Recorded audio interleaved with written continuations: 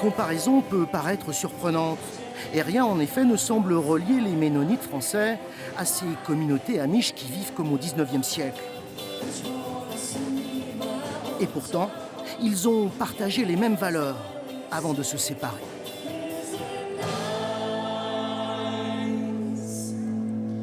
Seigneur, c'est cela que nous avons à cœur. L'histoire retient que la rupture entre ces deux groupes protestants a eu lieu en 1693 en Alsace. Les conservateurs, partisans de Jacob Amann, sont partis en Amérique pour devenir les Amish. Les Ménonites, plus progressistes, sont restés en France. Robert Becher est un spécialiste des Amish. Il est lui-même membre d'une communauté ménonite. Et pour lui, cette séparation n'a pas vraiment été brutale. Les deux groupes ont coexisté. Et petit à petit, l'ensemble des communautés de l'Est de la France ont pris la tendance Amish. Ce n'est qu'au début du XXe siècle que les Amish restants en France se sont peu à peu ménonitisés, c'est-à-dire modernisés.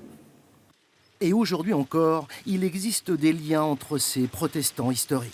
Aux États-Unis, les Amish sont les plus gros contributeurs d'organismes ménonites. Et l'histoire se complique un peu plus lorsque l'on découvre ces images. Cette communauté qui vit au Paraguay n'est pas amish, mais bien ménonite. Et c'est loin d'être la seule sur le continent américain. Mais visiblement, la cohabitation entre conservateurs et modernistes ne pose aucun problème. Au Canada, nos églises ménonites sont très diverses. J'ai grandi dans une ville où il y a des gens avec des coiffes qui roulent avec des carrioles et n'ont pas l'électricité. Mais mon église, en revanche, est tout à fait similaire à celle que vous avez en France. En Suisse, où l'on conserve la mémoire des anabaptistes, le chemin suivi par les Amish ne laisse pas indifférent. On se demande finalement qui a la meilleure qualité de vie. Moi, je serais pour un certain compromis, quoi. C'est-à-dire prendre les bonnes choses chez eux, ce respect de la nature, ce respect aussi des plus faibles, mais avec une certaine technologie quand même, parce qu'on ne peut pas renier certaines choses. Et les Amish, comment voient-ils, eux, ces lointains cousins dont ils ont d'ailleurs gardé le dialecte germanophone?